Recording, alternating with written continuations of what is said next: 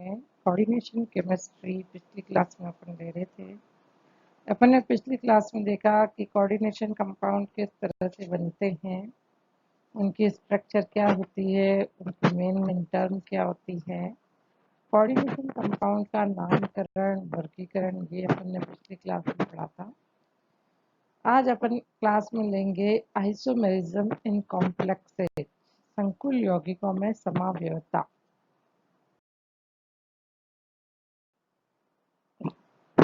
Types of isomerism in complexes, संकुल यौगिकों में समावयवता के प्रकार।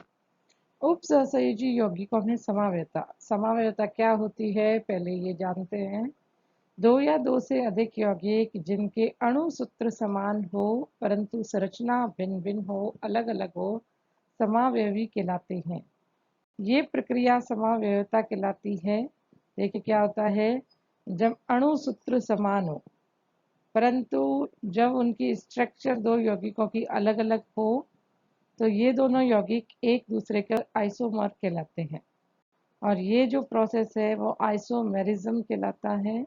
आइसोमेरिज्म दो प्रकार की होती है समावयवता, संरचनात्मक समावयवता और त्रिविम समावयवता।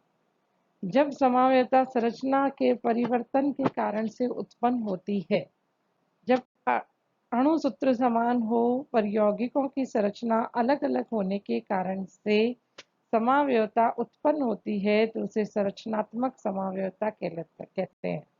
दूसरी त्रिविम समावयवता, जब अणु सूत्र भी समान हो, संरचना भी समान हो परंतु त्रिविम में उनके परमाणु या परमाणुओं की समूह की व्यवस्था भिन्न भिन्न होती है तो उत्पन्न होने वाली समावयवता को त्रिविम समावयवता कहते हैं।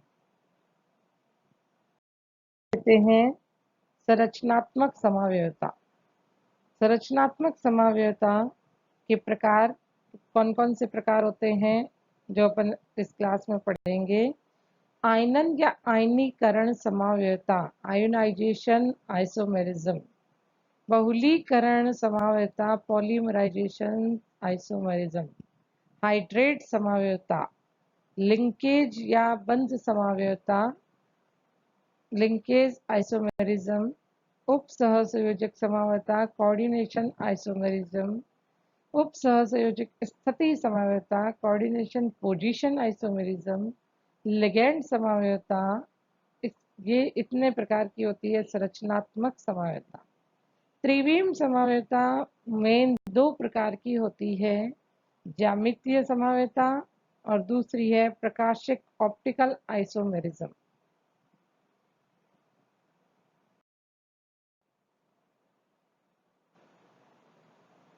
स्ट्रक्चरल आइसोमेरिज्म, संरचनात्मक समावयवता। जैसा अपन जानते हैं, जब अणु सूत्र समान हो, संरचना में परिवर्तन के कारण से उत्पन्न यौगिकों को समावयवी कहते हैं, और इस प्रकार की समावयवता संरचनात्मक समावयवता कहलाती है। इसमें फर्स्ट है आयनन समावयवता।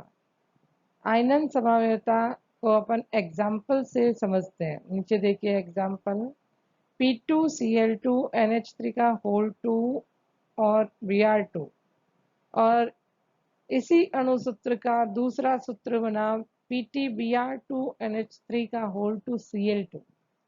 अपन जानते हैं एक होती है आयनन सत्ता और दूसरी होती है उप समन्वय सत्ता। यहाँ पर देखिए पहले कंपाउंड में आयनन सत्ता के अंदर Br उपस्थित है, ब्रोमाइड आयन उपस्थित है, जबकि दूसरे में बाहर तो देखो इसमें Cl एज ए लिगेंड काम कर रहा है और Br है वो आयनिक सत्ता में उपस्थित है। इसका मतलब जब इसका आयनन होगा तो ब्रोमाइड आयन बनेगा। दूसरे कंपाउंड के अंदर Cl बाहर है और Br एज ए लिगेंड काम करता है। यदि किसी संकुल में उसका प्रति आयन स्वयं एक संभावित लिगेंड हो या वह किसी लिगेंड को प्रतिस्थापित कर दे और उसे प्रति आयन बना दे तो ये समावयवता उत्पन्न होती है। देखिए जब आयनिक सत्ता में उपस्थित आयन एज ए लिगैंड और लिगैंड अब बाहर आके आयनिक सत्ता में उपस्थित हो जाए या उनका रिप्लेसमेंट हो तो उत्पन्न होने वाली समावयवता को आयनन समावयवता कहते हैं। सेकंड एग्जांपल देखिए नीचे वाला, CrNH3 का whole 5 NO3 bracket 1 sulphate SO4। NO3 ligand है की तरह बिहेव कर रहा है और सल्फेट आयन के रूप में बिहेव कर रहा है। जब अपन इनका रिप्लेसमेंट कर दें, सल्फेट को अंदर और NO3 को बाहर ले आए तो इसे उत्पन्न होने वाली समावयवता कहलाएगी आयनन समावयवता। एक बात ध्यान रखनी है कि जो धातु आयन है उसका समन्वय संख्या जो है वो उससे वही रहेगी। तो जैसे पीटी है, पहले एग्जांपल में समन्वय संख्या है 4, तो 4 है तो उसे 4 लिगेंड चाहिए, मोनोडेंटेड 4 लिगेंड होने चाहिए। तो जब अपन Br को अंदर लेके आएंगे और Cl को बाहर लेके जाएंगे तो ये बात अपने को पता रखनी है। कंपाउंड के अंदर जब एक्सचेंज करेंगे तो कोऑर्डिनेशन नंबर का ध्यान रखना है। नीचे वाले कंपाउंड में क्रोमियम की कोऑर्डिनेशन नंबर है 6, तो 5 अमोनिया 1 नाइट्रेट 6 हुआ। नाइट्रेट को बाहर लेके गए, सल्फेट को अंदर लेके गए, तब भी इसका कोऑर्डिनेशन नंबर 6 ही रहा। बहुलीकरण समावयवता, पॉलीमराइजेशन, आइसोमेरिज्म, इसमें यौगिकों का मूलानुपाती सूत्र समान होता है परंतु अणु भार अलग अलग होता है। इस प्रकार की समावयवता संकुल बनते समय लिगेंडों की व्यवस्था में नाभिकों की संख्या परिवर्तन होने से उत्पन्न होती है। देखिए क्या होगा, मूलानुपाती सूत्र यानी सिंपलेस्ट सूत्र जो होता है वो समान रहेगा, अणु भार अलग अलग होगा। देखो एग्जाम्पल, फर्स्ट एग्जाम्पल PtCl2NH3 का होल 2, Pt एक है, Cl 2 और अमोनिया 2। तो सिंपलेस्ट सूत्र में Pt 1 Cl 2 ammonia 2।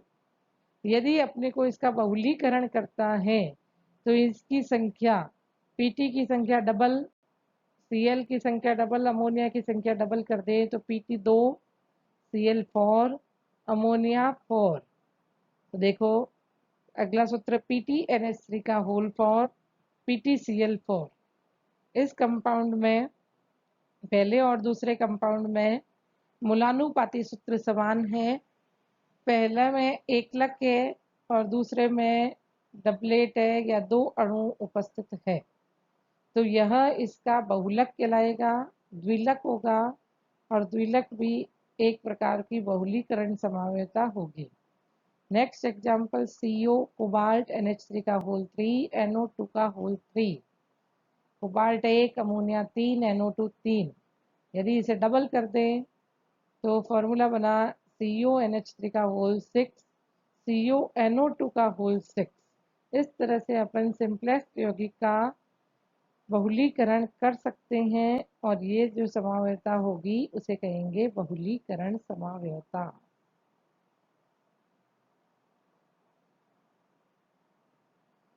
Next example देखिए,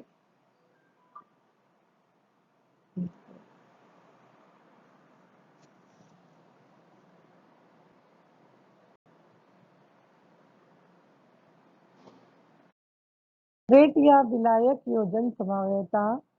यदि जब अपन आयन समावयवता लेते हैं उसमें लिगेंड और आयन का रिप्लेसमेंट करते हैं, उसकी जगह पर यदि H2O का मॉलिक्यूल उपस्थित हो तो इसी समावयवता को हाइड्रेट समावयवता कहते हैं। यदि जल को विलायक के रूप में लिया जाता है या संकुल के समन्वय मंडल व आयन मंडल के बीच में H2O का अंतर परिवर्तन होता है तो ये समावयवता उत्पन्न होती है। एग्जाम्पल देखिए, CONH3 का होल 4 ClBr ब्रैकेट 1 H2O। यहाँ पर H2O एक सॉल्वेंट की तरह बिहेव कर रहा है। H2O का रिप्लेसमेंट यदि Br से कर दिया जाए तो H2O लिगेंड की तरह अंदर आ जाएगा और Br बाहर। तो जब H2O अंदर आया और Br बाहर आ गया तो इस समावयवता को कहेंगे हाइड्रेट या विलायक योजन समावयवता। लिंकेज या बंधनी समावयवता। इस प्रकार की समावयवता ऐसे संकुल में उपस्थित होती है जिनमें उभय तंतु लिगेंड उपस्थित होता है। यदि एम्बिडेंटेड लिगेंड किसी कॉम्प्लेक्स में उपस्थित है तो एम्बिडेंटेड लिगेंड के डोनर एटम में परिवर्तन होने के कारण से जुड़ने का जो बंधन का या बॉन्ड बनाने का अंतर हो जाता है, जिसके कारण से उत्पन्न हुई समावयवता लिंकेज समावयवता या बंधनी समावयवता कहलाती है। देखिए एग्जाम्पल, CrH2O का होल फॉर NO2Cl2। यहाँ NO2 लिगेंड जो है वो एम्बिडेंटेड लिगेंड है। इसमें नाइट्रोजन डोनर एटम भी हो सकता है और ऑक्सीजन डोनर एटम भी हो सकता है। ये नाइट्रोजन से भी जुड़ सकता है क्रोमियम के साथ में और ये ऑक्सीजन से भी क्रोमियम के साथ में जुड़ सकता है। जब नाइट्रोजन से और ऑक्सीजन से जुड़े तो दोनों यौगिक अलग अलग हो जाते हैं। इनका अणु सूत्र समान होगा। संरचना अलग अलग होने के कारण से या बॉन्ड अलग अलग होने के कारण से इस बनने वाली उत्पन्न हुई समावयवता को लिंकेज समावयवता कहते हैं। अगला एग्जाम्पल, CuNH3 का होल पाइप CnSO4 साइनाइड। यदि कार्बन से लिंकेज हो, आइसोसाइनाइड नाइट्रोजन से लिंकेज हो, साइनाइड और आइसोसाइनाइड दोनों में अणु सूत्र समान, संरचना में परिवर्तन या लिंकेज में परिवर्तन के कारण से उत्पन्न हुई समावयवता लिंकेज या बंधनी समावयवता कहलाती है। इसी तरह से SCN भी हो सकता है और इसका जुड़ने का क्रम NCS। जब भी एम्बिडेंटेड लिगेंड किसी कॉम्प्लेक्स में उपस्थित हो तो उसमें सदैव लिंकेज या बंधनी समावयवता उपस्थित होगी।